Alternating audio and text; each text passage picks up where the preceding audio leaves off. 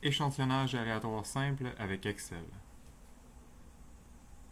Donc, à partir d'un fichier de données, on a nos unités statistiques. On va sélectionner une des colonnes et on va la nommer aléatoire, juste pour le plaisir.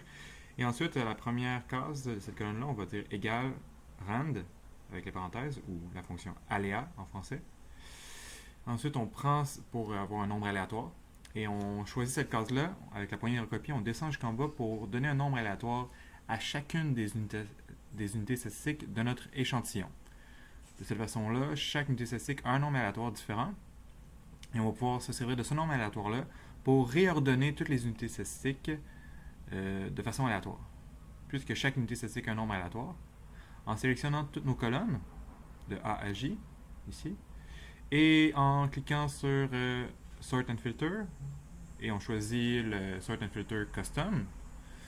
Ici, on ne le voit pas là, à cause d'un problème d'enregistrement, mais ensuite, il faut sélectionner de réordonner par la colonne J ou la colonne aléatoire et dire que nos données ont un en-tête. Et on réordonne de la plus petite à la plus grande donnée. Et ensuite, tous nos numéros ont changé. Ils ont tous été réordonnés en fonction de la valeur aléatoire. De cette façon-là, si on choisit les 100 premiers, par exemple, on va avoir un échantillonnage aléatoire simple de 100 personnes. Merci.